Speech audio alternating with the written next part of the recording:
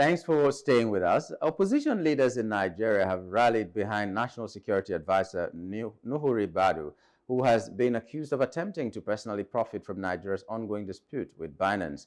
The allegations were made by Binance's head of financial crime, Tigran Gambarayan, who claimed that Ribadu sought billions in payments to fund his political ambitions. Gambarayan further accused Ribadu of hiring a U.S. law firm to negotiate his release from detention in Nigeria, but the effort allegedly failed due to the firm's incompetence and greed. In response to these allegations, opposition figures firmly defend Ribadu, asserting that he is a man of integrity and incapable of the wrongdoing he has been accused of. They dismissed Gambarayan's claims, labeling him as untrustworthy and motivated by personal interest. The accusations made by Gambarayan have caused a stir, but no evidence has been provided to substantiate his claims. While Ribadu has yet to comment on the matter, the Nigerian government has also denied the allegations. Information Minister Mohammed Idris described the claims as baseless and lacking credibility, suggesting that Gambarayan's motive was to discredit those who played a role in his arrest and detention, holding him accountable during his detention in Nigeria. Our guest this morning is Dr. Peter Piper, civil society activist and public affairs analyst. Good morning and welcome to the program, Dr. Piper. Yeah, good morning and thanks for having me, Nyamgul. Thank you so very much. Thank you. Okay, these accusations have come from Binance executive that was held in Nigeria for some time, and he has been released now for whatever grounds. He is now accusing Nuhu Ribadu, the National Security Advisor, that he sought bribes to make his case go away. I'd like your comment on that. All right. Thank you very much, Nyamgul. Thank you very much for having me once again. We are an independent country. Nigeria is an independent country. And when we start getting this type of narratives, I think it's time we become a little careful. Let us not forget that this country have been subjected to colonialism. And let's also remember the neo-colonialistic agenda of the superpowers and those who have benefited from colonialism and will want to continue to benefit from that. So when we start hearing these type of narratives, especially when it's coming from foreign nationals, I think we should be a little careful how we respond to these kind of rhetorics. Let us not forget that when it comes to corruption in Nigeria, the fight against corruption, one name stands above all others. And that name is Nuhu Ribadu. Most Nigerians can remember when you talk about the EFCC, the Economic Financial Crimes Commission, that the highest pick that the EFCC attained was mainly when Nuhu Ribadu was the chairman of the EFCC. We saw governors, senators,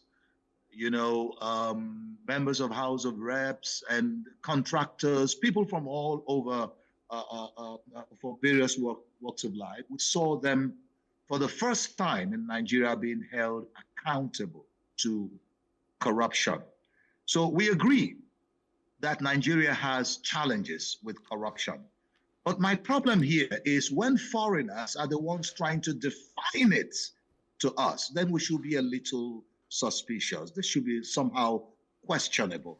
And when this is coming from someone who is a director with Binance, and we are not ignorant of the story of Binance. We followed the trajectory. We know that Binance, as a financial institution, has been culpable in the in corruption scandals. In other words, even the owner or perhaps the founder of Binance is somewhere languishing in detention right now as we speak. So I think we should analyze this and look at it quite critically. We wouldn't just say, yes, give the dog a bad name and hang it.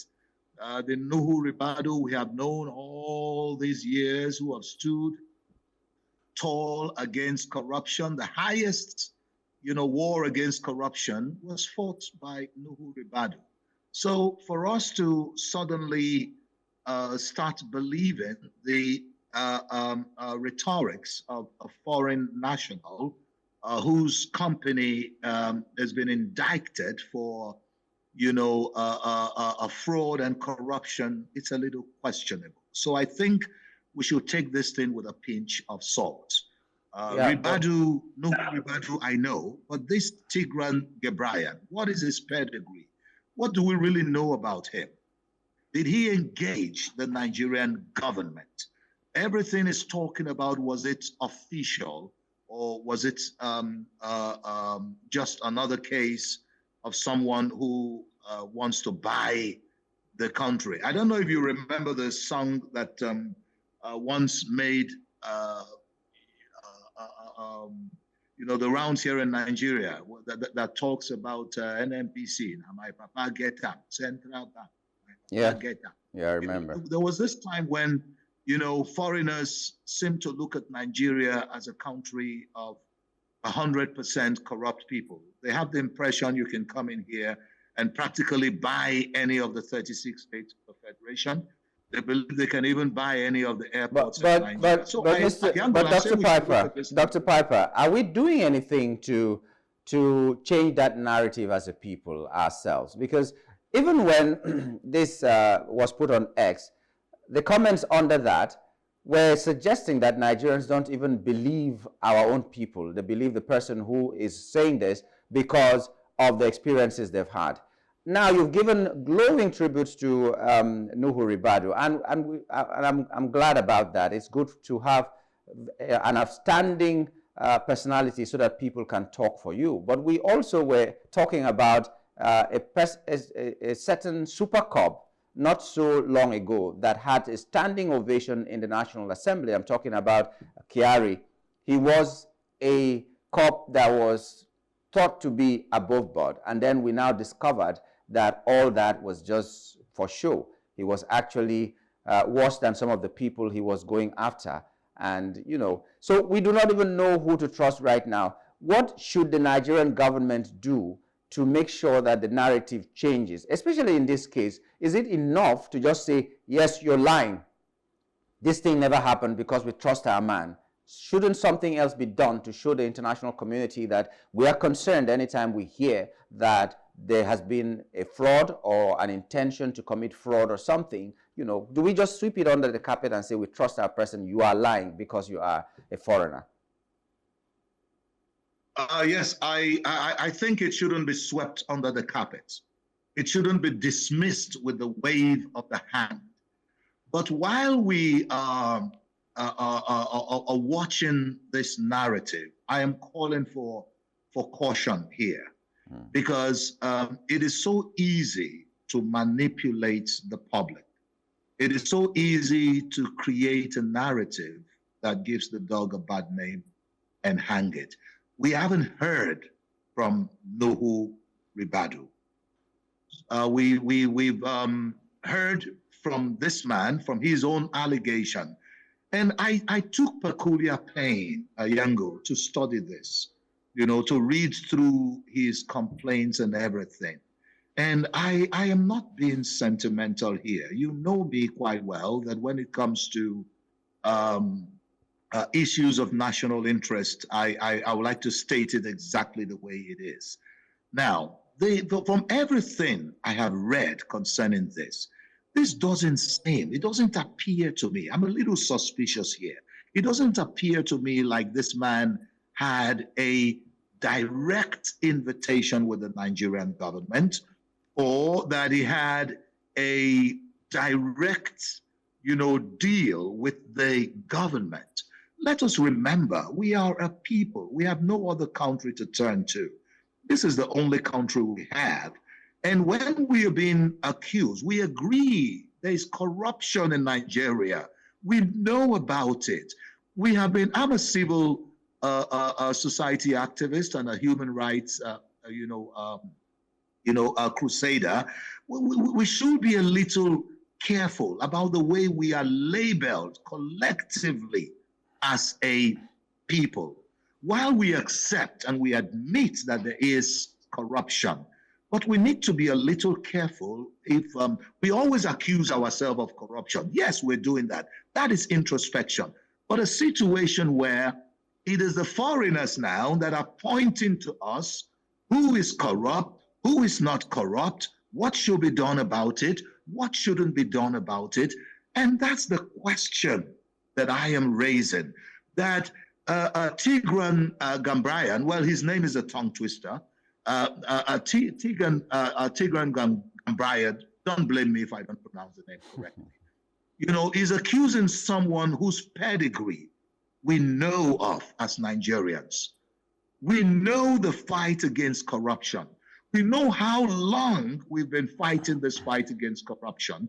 And of all those who have come out as soldiers to fight corruption head on, one name stands above all others. And this is the name that man is trying to indict. And that's why we are a little suspicious here. We haven't heard from Nuhu Ribadu. We are only hearing from the one-sided perspective of this man. So I will want to suggest that it is time we get the full details before we begin to say, "Oh, crucify him. This is another KRE. This is another, a case." If someone tells you now, for instance, I know you now, Nyamgul. You're a broadcaster, you're a presenter. If someone comes now and say, "Hey, Nyamgul is an armed robber. He robbed a house in Maitama last night, and 3 people were killed, and so many things were stolen," and I'm only hearing from that person, and I have known Nyamgul all my life as a broadcaster and as someone who was someone of integrity, as someone of a remarkable reputation. I will need to hear from Nyamgul. So this is the situation here. We agree we have corruption in this country, but we want to be careful that it is not foreigners that is dictating this thing to us. It is not foreigners that know us more than we know ourselves. So this is where I am begging that question. There's corruption everywhere. Let me give you an example. In the United States, for instance, you can hear what the news that Elon Musk has just come out with. He says even in the social security lists, they have people of 100 to 158 years of age who are still collecting social security. Now, if this could be happening in the United States, here in Nigeria, we call them ghost workers. People who die while they are in the civil servants, and their names were never ever removed from the salary scheme and the pension and so on. So there is corruption everywhere. But who defines the level of our corruption? Is it we Nigerians who already know we are corrupt that are fighting it in our own way?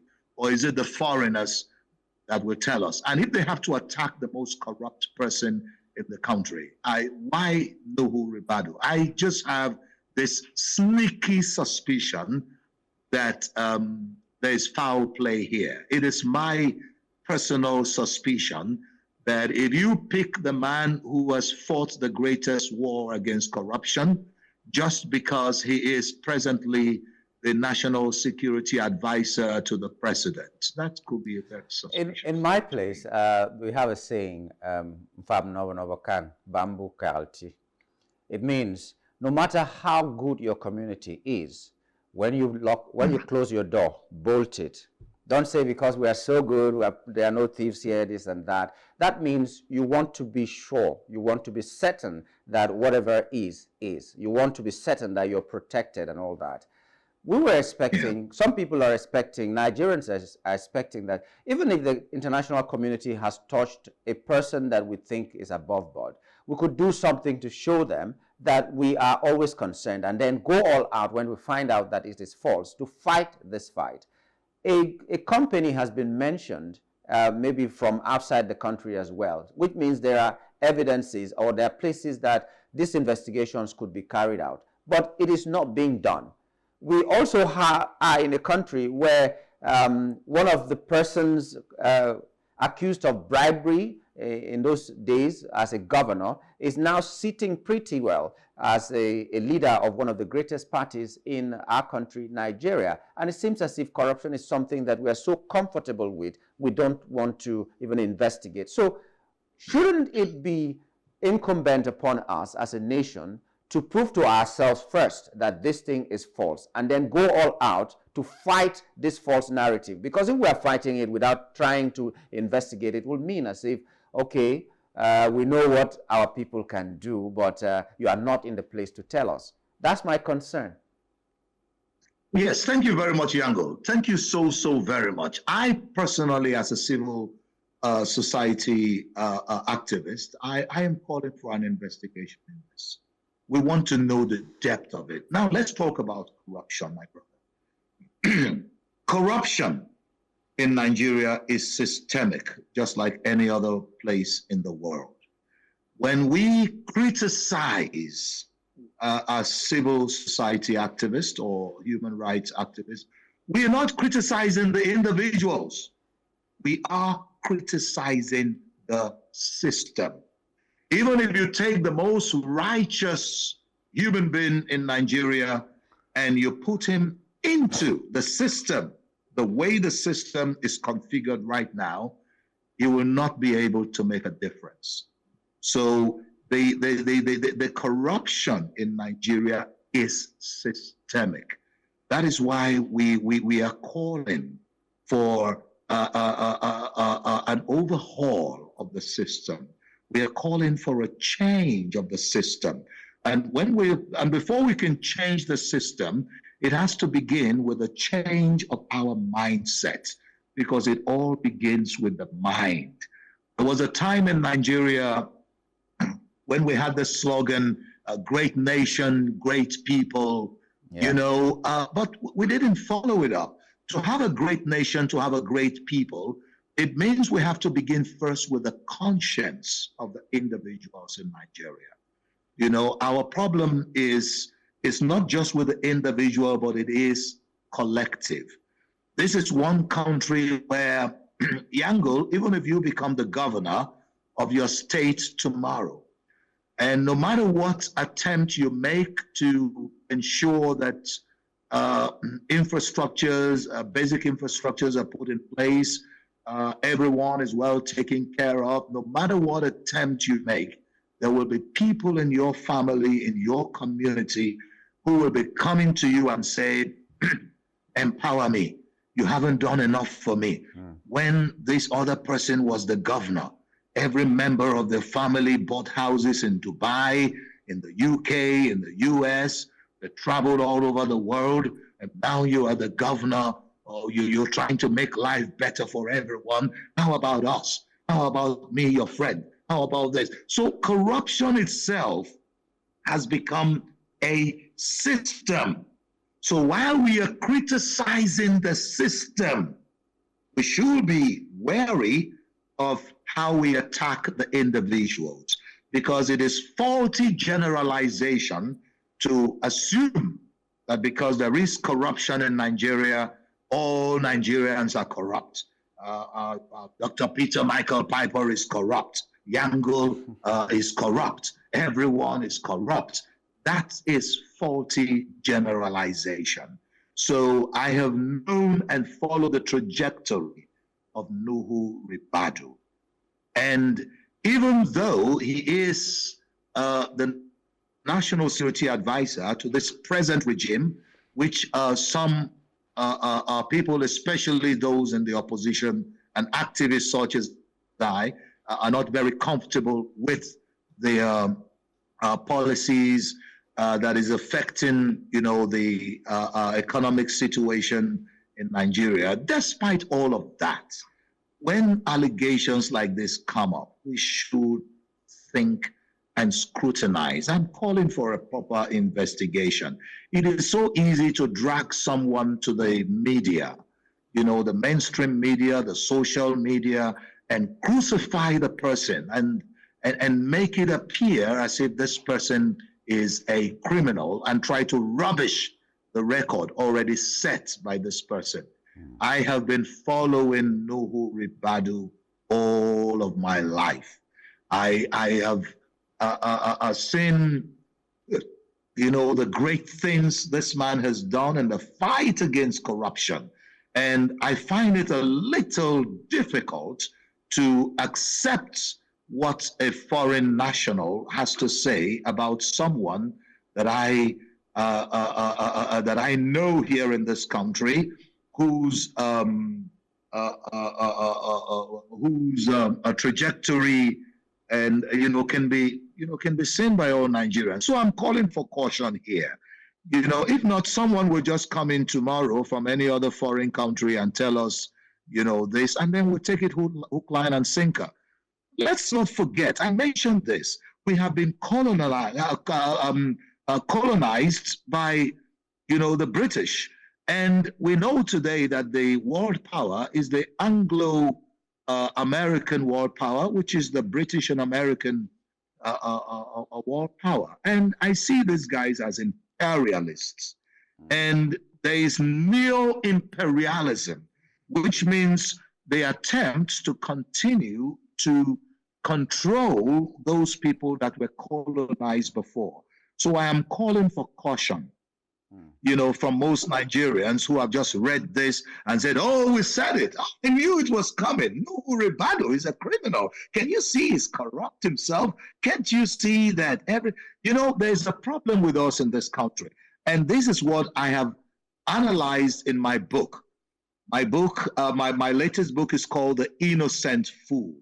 And in this book, The Innocent Fool, I have tried to explain that you may be innocent, just like most Nigerians, but you cannot run away from the consequences of your foolishness. Okay. Majority of people are innocently foolish.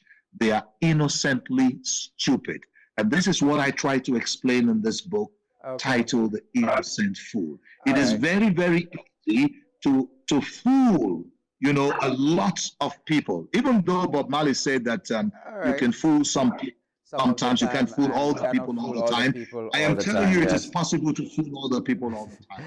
Okay, well, we hope that we get it right. We hope that our government will be deliberate enough to show the world that whenever it comes to corruption, we are deliberate about fighting it. And then when you want to bite any of our own, we will fight you back very, very much. Well, this case is one that can bring us down or can elevate us. And we hope that we do everything necessary to prove to the world that our people can be upright as well and find out where the problem is coming from. Would like to thank you, Dr. Piper, for your time this morning on the show. Thank you very much, Nyamgul. Thanks for having me. Always a pleasure. All right. We'll be talking with Dr. Peter Piper, civil society activist and public affairs analyst on the show this morning. Up next will be something else. Our hot topic will be Niger Republic banning Nigerians with ECOWAS passports. We'll find out about that and we'll discuss that when we return from this break. Stay with us.